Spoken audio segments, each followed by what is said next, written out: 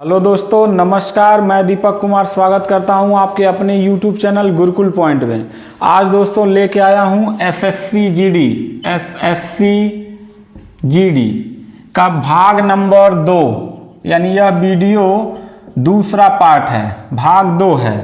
अगर आप भाग 1 नहीं देखे हैं तो भाग 1 जरूर देख लीजिए। इस वीडियो के डिस्क्रिप्शन बॉक्स में लिंक दे रहे हैं अथवा प्लेलिस्ट में जाके देख लीजिए।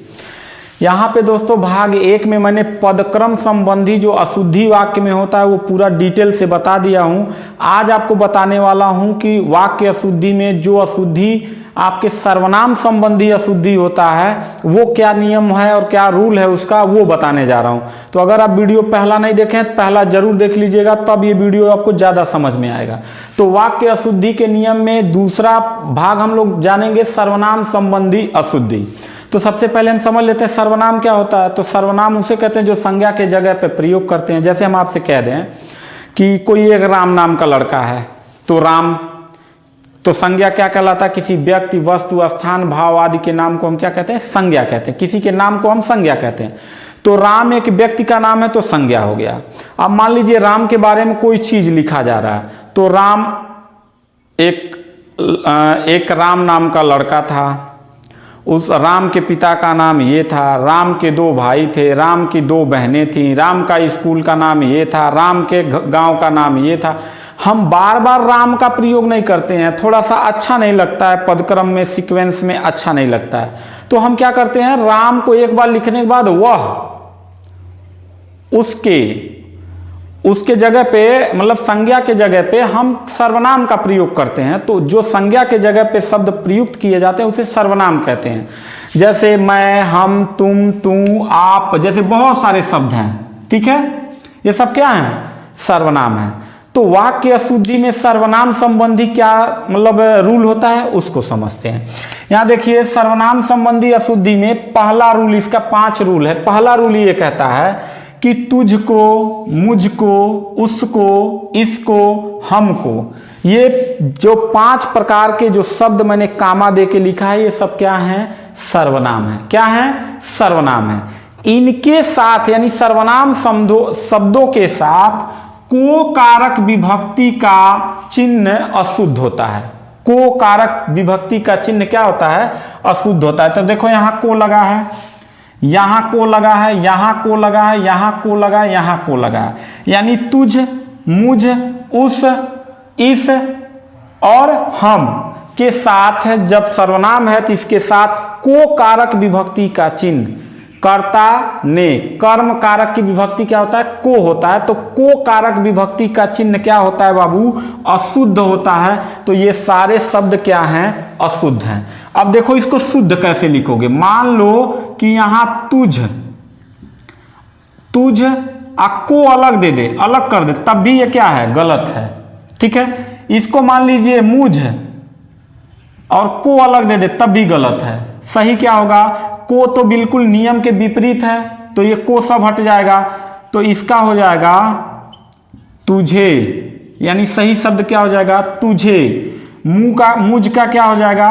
मुझे। उसका क्या हो जाएगा? उसे।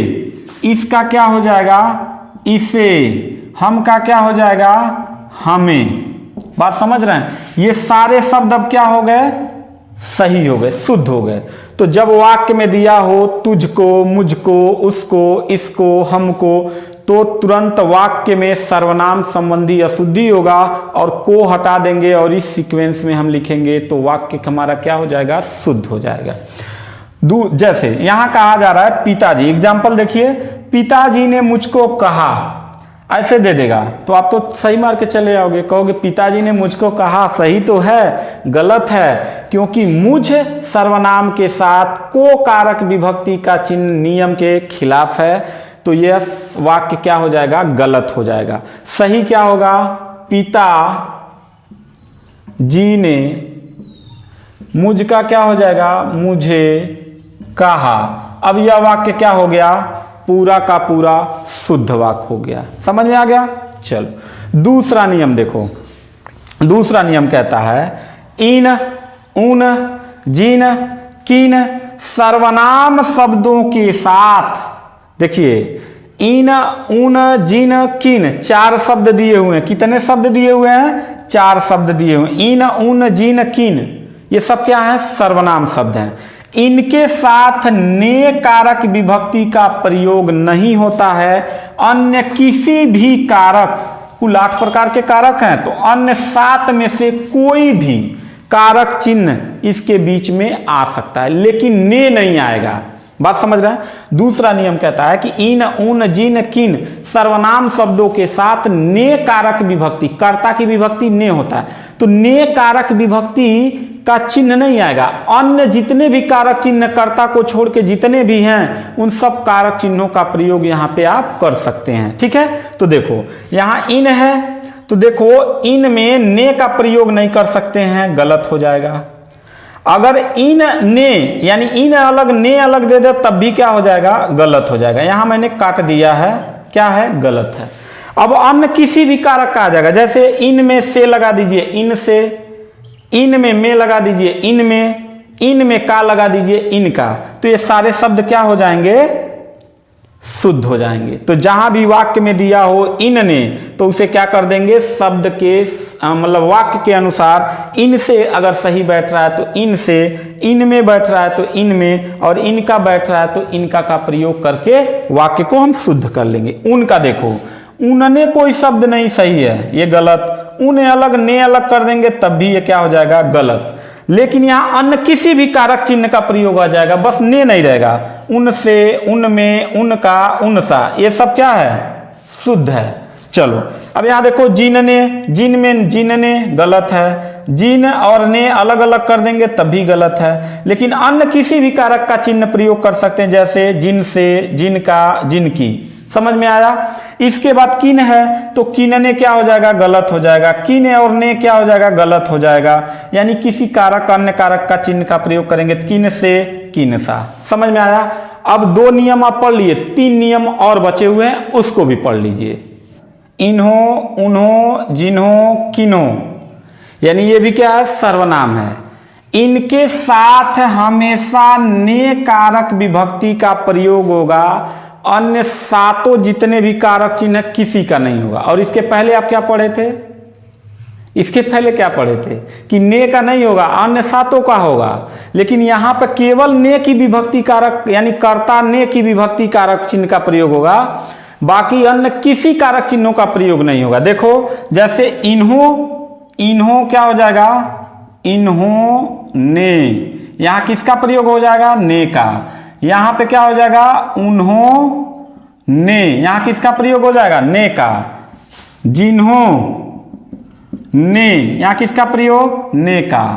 किन्हों ने, किन्हों ने किसका प्रयोग? ने का। अन्य किसी कारक चिन्हों का प्रयोग नहीं गए, सब क्या हैं? शुद्ध हो जाएंगे। समझ में आया? चौथा नियम यह कहता है कि निजवाचक सर्वनाम यानी अपना और अपने का प्रयोग कैसे करेंगे। जैसे पहला यह कह रहा है कि मैं मेरे घर जा रहा हूं, तो यह वाक्य क्या है? गलत है। मैं मेरे घर नहीं जा रहा हूं, मैं अपने घर जा रहा हूं। यहां पे मेरे के जगह क्या हो जाएगा? अपने घर जा रहा हूं, यानी मेरे कैंसिल कर देंगे तो यह वाक्य क्या हो जाएगा? शुद्ध हो जाएगा। ठीक है, मैं अपने घर जा रहा हूं। दूसरा देखो, दूसरा एग्जाम्पल, हम हमारे घर जा रहे हैं। देखो हम हमारे घर जा रहे हैं, तो हम क्या है? बहुवचन रूप है। ठीक है, तो हमारे घर जा रहे हैं, जा रहे है नहीं है, है नहीं है। ठीक है, तो हम हमारे नहीं होगा, ये गलत है। हम अपने घर जा रहे हैं, यहां भी अपने का प्रयोग होगा।